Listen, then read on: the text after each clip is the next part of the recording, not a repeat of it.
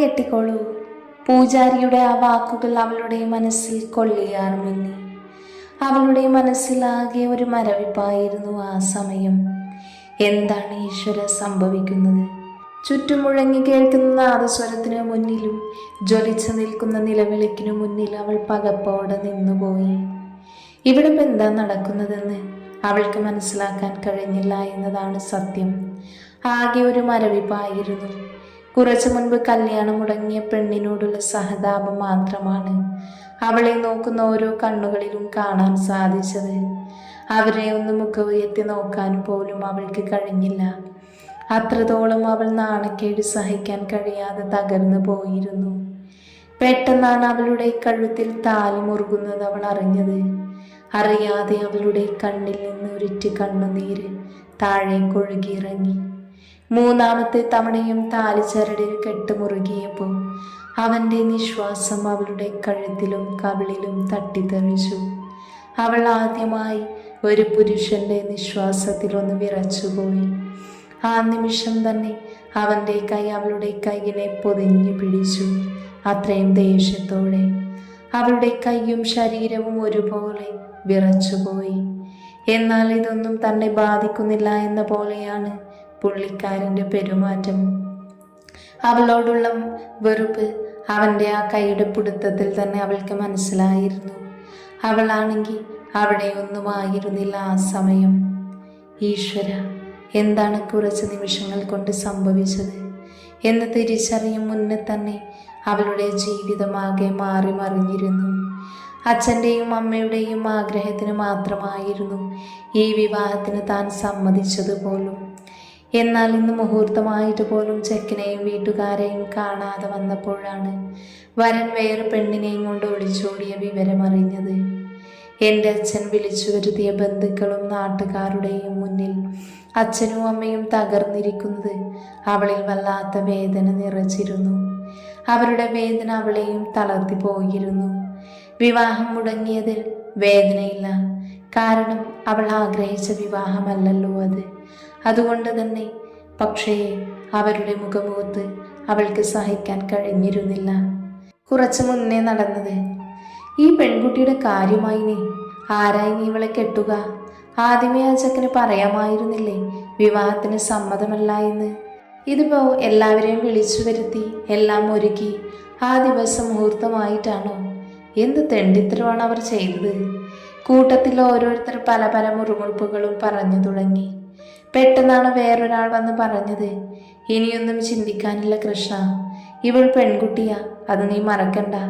അതുകൊണ്ട് ഞാൻ നോക്കിയിട്ടൊരു കാര്യമേ ഉള്ളൂ, ഈ മുഹൂർത്തത്തിൽ തന്നെ അവളുടെ കല്യാണം നടക്കണം. അതുകൊണ്ട് പെട്ടെന്ന് തന്നെ നീ ചെറുക്കനെ നോക്കണം. ഡാ, നീ എന്തൊക്കെയാ പറയുന്നത്? എൻ്റെ മോൾക്ക് ഞാൻ എവിടെ നിന്നാ ഈ കുറഞ്ഞ സമയത്ത് നല്ലൊരു ചെക്കനെ കണ്ടുകിട്ടുന്നത്? കസേരയിൽ നിന്ന് ചാടി എണീറ്റുകൊണ്ട് കൃഷ്ണൻ പറഞ്ഞു. പിന്നെ ഞാനെന്ത് പറയാനാ കൃഷ്ണ, നിനക്കറിയാലോ ഇന്നത്തെ സമൂഹത്തെക്കുറിച്ച്. ഇപ്പം നടന്നില്ലെങ്കിൽ പിന്നെ എന്തൊക്കെ പറഞ്ഞുണ്ടാക്കുമെന്ന് പറയാൻ പറ്റില്ല. അങ്ങനെയാണ് ഇന്നത്തെ സമൂഹം. അയാൾ നിസ്സംഗനായി പറഞ്ഞു. ഏട്ടാ, പെട്ടെന്നാണ് ശാലിനി കൃഷ്ണൻ്റെ അടുത്തേക്ക് വന്ന് വിളിച്ചത്. ഏട്ടാ, ഈ സമയത്ത് ചോദിക്കാൻ പറ്റുമോ എന്നറിയില്ല, എന്നാലും എൻ്റെ ആദ്യമേ ഉള്ള ആഗ്രഹമാണ്. പക്ഷേ ഇങ്ങനെയൊരു സാഹചര്യത്തിലാണ് ചോദിക്കാൻ പറ്റിയത്, അതുകൊണ്ട് ചോദിക്കുക. എനിക്ക് തന്നൂടെ നമ്മുടെ അഭിമോളെ, എൻ്റെ അഗ്നിക്ക്, അവൻ്റെ പെണ്ണായിട്ട്? ശാലിനി പറഞ്ഞു നിർത്തിയതും ആ മണ്ഡപം മുഴുവൻ മുഴങ്ങുന്ന ഒരു അലർച്ച അവിടെ മുഴങ്ങി. അമ്മേ! അവൻ ദേഷ്യത്തോട് അലറുകയായിരുന്നു. അഗ്നി, നീ വെറുതെ അലറണ്ട. ഏട്ടന് സമ്മതമാണെങ്കിൽ നീ അഭിമോളുടെ കഴുത്തിൽ താലി കെട്ടും, അവൻ്റെ അമ്മ ശാലിനി അവനോട് വീറോടെ പറഞ്ഞു. എന്നാൽ ഇതെല്ലാം കണ്ട് എല്ലാവരും അവരെ ഉറ്റുനോക്കി നിൽക്കുവാണ്. ഇനി എന്താണ് നടക്കാൻ പോകുന്നത് എന്നറിയാനുള്ള ആകാംക്ഷയിൽ കൃഷ്ണൻ പതിയെ എഴുന്നേറ്റ് അഗ്നിയുടെ മുന്നിൽ വന്നു നിന്നു. മോന് എൻ്റെ മോളെ സ്വീകരിക്കുമോ? ഞാൻ മോൻ്റെ കാലു പിടിക്കാം. ഈ അച്ഛന് വേറെ വഴിയില്ല മോനെ. ഇന്ന് അവളുടെ വിവാഹം നടന്നില്ലെങ്കിൽ ഇതോടെ തീരും ഞങ്ങളുടെ എല്ലാ സന്തോഷവും. മോൻ്റെ കയ്യിലാണ് എൻ്റെ മോളുടെ ജീവിതം. എൻ്റെ മോളെ നീ കൂടെ കൂട്ടിക്കൂടെ? ആ നിമിഷം ആ അച്ഛൻ്റെ സ്വരം ഇടറിയിരുന്നു. അമ്മാവ, ഞാൻ അഗ്നി എന്തു പറയണമെന്നറിയാതെ ഒരു നിമിഷം അവനൊന്ന് പതറി. ആരുടെ മുന്നിലും പതറാത്തവൻ, 10 തലയുള്ളവൻ, ചെകുത്താൻ എന്നൊക്കെയാണ് എല്ലാവരും അവൻ അറിയപ്പെടുന്നത്. എന്നാൽ ഈ നിമിഷം അവനൊന്ന് പതറിപ്പോയി. എന്നാൽ പെട്ടെന്നാണ് അഗ്നിയെ പോലും ഞെട്ടിച്ചുകൊണ്ട് അവൻ്റെ അച്ഛമ്മയുടെ ശബ്ദം അവിടെ മുഴങ്ങിയത്. അഗ്നിദേവി മംഗലത്ത് ലക്ഷ്മിയുടെ കൊച്ചുമകനാണെങ്കിൽ കൃഷ്ണ, നിന്റെ മകൾ അഭിരാമിയുടെ കഴുത്തിൽ ഈ നിൽക്കുന്നവൻ തന്നെ താലി കെട്ടും. ഇതിനവൻ സമ്മതിച്ചില്ലെങ്കിൽ പിന്നെ അവൻ എന്നെയും അവൻ്റെ അമ്മയെയും ഇനി കാണില്ല. ഇത് മംഗലത്ത് ലക്ഷ്മി ദേവിയാണ് പറയുന്നത്. അച്ഛമ്മയുടെ വാക്ക് കേട്ട് അഗ്നി അന്തം വിട്ടു നിന്നു. ഇനി ഞാൻ എന്ത് പറഞ്ഞിട്ടും കാര്യമില്ല എന്നവൻ അറിയാമായിരുന്നു. കലിപ്പനും ചെകുത്താനുമാണ്. പക്ഷേ ഇവരുടെ 2 പേരുടെയും മുന്നിലാണ് അവനാകെ തോറ്റു പോകുന്നത്. അതവർക്കും അറിയുകയും ചെയ്യും. അതുകൊണ്ട് തന്നെ 2 അമ്മമാരും അത് മുതലെടുത്തു. കുറേയായി അവർ അവനോട് പെണ്ണ് കെട്ടാൻ പറയുന്നു. അപ്പോഴൊക്കെ അവൻ ഓരോ കാരണം പറഞ്ഞൊഴിഞ്ഞു മാറി. ഇപ്പം ഇങ്ങനെ ഒരു വഴി വന്നതും അവർ രണ്ടും അതിൽ ഉറച്ചു നിന്നു. ഷാലി, നീ പോയി മോളെ കൊണ്ടുവാ. കലിപ്പിൽ നിൽക്കുന്ന അഗ്നിയെ നോക്കി അവർ ശാലിനിയോടായി പറഞ്ഞു. എന്നിട്ട് ലക്ഷ്മിയമ്മ നേരെ അഗ്നിയുടെ മുന്നിൽ വന്നു നിന്നു. മോനെ കണ്ണ, ഇതാണ് നിന്റെ വിധി. നിന്നോട് ഞങ്ങൾ ഒരുപാട് തവണ പറഞ്ഞില്ലേ വിവാഹം കഴിക്കാൻ, നിനക്കിഷ്ടപ്പെട്ട പെണ്ണിനെ കൊണ്ടുവരാൻ. നീ കേട്ടില്ല. ഇനി നീ ഇവളെ കെട്ടി അങ്ങ് സ്നേഹിച്ചോ? അതും പറഞ്ഞ് മുത്തശ്ശി അഗ്നിയെ മണ്ഡപത്തിൽ കൊണ്ടിരുത്തി. പിന്നെ എല്ലാം പെട്ടെന്നായിരുന്നു. താലികെട്ടൽ, അങ്ങനെ അവിടെയുള്ള പരിപാടിയെല്ലാം. ചടങ്ങുകളെല്ലാം കഴിഞ്ഞ് പുറത്തേക്കിറങ്ങിയപ്പോഴും അഭിയുടെ കണ്ണുകൾ നിറഞ്ഞു വന്നു. ഇനി തൻ്റെ ജീവിതം ഈ ചെകുത്താൻ്റെ കയ്യിലാണല്ലോ എന്നോർക്കുമ്പോൾ അവൾക്ക് കൂടുതൽ സങ്കടം വരാൻ തുടങ്ങി. എന്നാൽ ഇതൊന്നും തന്നെ ബാധിക്കുന്ന കാര്യമല്ല എന്ന പോലെയാണ് ചെകുത്താൻ്റെ നിൽപ്പ്. എന്നാൽ അവൻ്റെ ഉള്ളിൽ ദേഷ്യം നിറഞ്ഞു നിൽക്കുവാണ് എന്ന് എല്ലാവർക്കും അറിയാം. അവൻ ദേഷ്യം നിയന്ത്രിക്കാനെന്നോണം മുഷ്ടി ചുരുട്ടി പിടിച്ചാണ് നിൽക്കുന്നത്. അയ്യേ, എൻ്റെ അഭി എന്തിനാ കരയുന്നത്? നീ ആദ്യമായി അല്ലല്ലോ നമ്മുടെ വീട്ടിലേക്ക് വരുന്നത്. നിനക്ക് എപ്പോൾ ഇങ്ങോട്ട് വന്ന് ഇവരെ കാണണമെന്ന് തോന്നുന്നുവോ അപ്പോഴേക്ക് നിനക്ക് വന്ന് ഇവരെ കാണാം. മോള് കരയാതെ പോയി യാത്ര ചോദിച്ചിട്ട് വാ, ചെല്ല്. അത് പറഞ്ഞ് ശാലിനി അവളെ പറഞ്ഞു വിട്ടു. അവൾ അച്ഛനെയും അമ്മയെയും കെട്ടിപ്പിടിച്ച് യാത്ര ചോദിച്ചു. അവിടെ നിന്ന് തിരിഞ്ഞതും കണ്ടു തന്നെ നോക്കി നിൽക്കുന്ന തൻ്റെ ഏട്ടനെയാണ്. അവൾക്ക് ഏട്ടനെ കണ്ടതും ഇതുവരെ പിടിച്ചു വെച്ചതെല്ലാം അണപൊട്ടി ഒഴുകിയിരുന്നു. ഓടിപ്പോയി ഏട്ടനെ കെട്ടിപ്പിടിച്ച് പൊട്ടിക്കരഞ്ഞു അവൾ. ആ നിമിഷം വിഷ്ണുവിൻ്റെ നെഞ്ചുമൊന്ന് പിടഞ്ഞുപോയി. തൻ്റെ അനിയത്തിക്കുട്ടി എന്തുണ്ടെങ്കിലും തന്നോട് തുറന്നു പറയുന്ന തൻ്റെ മോളാണ് വിഷ്ണുവിന് അഭി എപ്പോഴും. അവളുടെ കൂടെ എന്തിനും കൂട്ടുനിൽക്കുന്നത് വിച്ചുവായിരുന്നു. അവൾ വിതുമ്പി കരയുന്നത് കണ്ട് വിച്ചുവിനും പിടിച്ചു നിൽക്കാനായില്ല. ഡി കാന്താരി, നിനക്കെന്ത് തലക്ക് വല്ല ഓളവും ഉണ്ടോടി?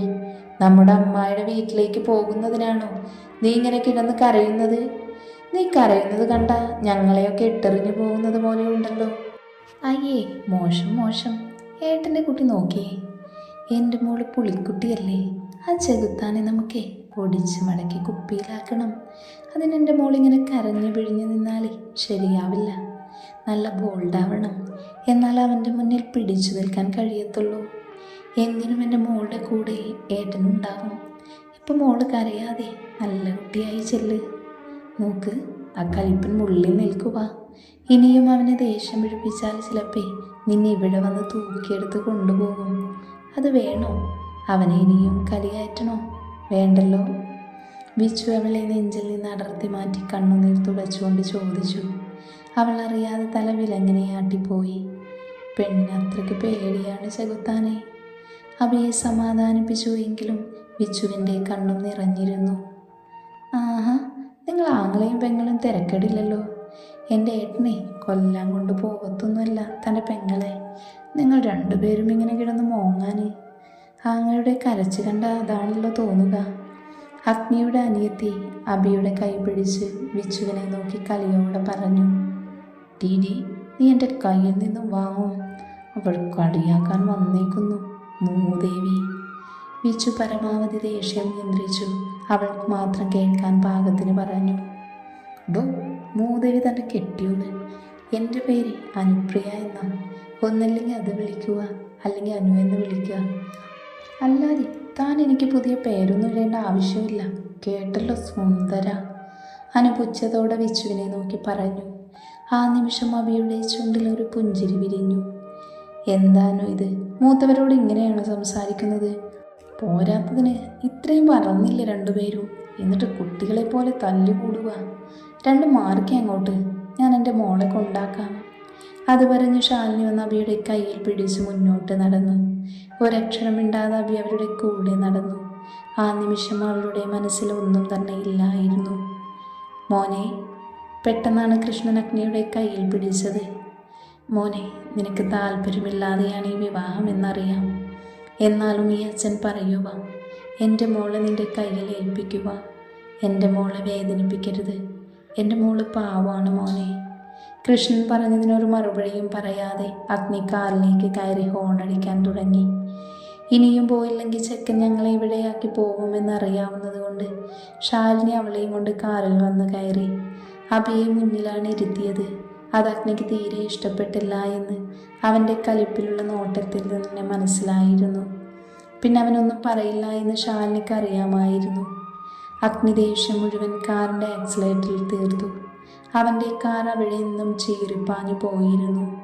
അഗ്നിയുടെ കാർ മംഗലത്ത് വീട്ടിലെത്തിയതും അനു കാറിൽ നിന്നും ചാടിയിറങ്ങി.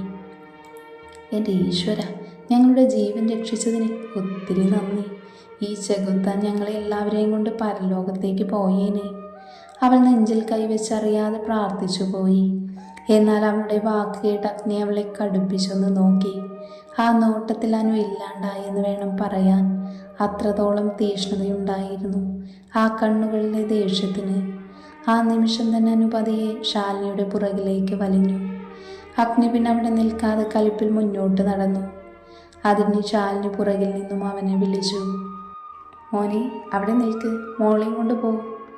അബിയെ പിടിച്ച് ശാലിനി അവൻ്റെ അടുത്തേക്ക് നിർത്തി. ഇനി ഞാൻ പിടിച്ച് എഴുന്നേൽപ്പിച്ചാലേ ഭവതി വീട്ടിലേക്ക് കയറത്തുള്ളൂ. അവൻ കലിപ്പിൽ അവളെ നോക്കി അലറി.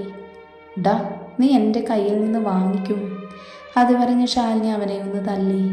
വേഗം അകത്തേക്ക് നടന്നു. പുറകിൽ മുത്തശ്ശിയും. രണ്ടുപേരും അവിടെ നിൽക്ക്, അമ്മ ഇപ്പോൾ വരാം.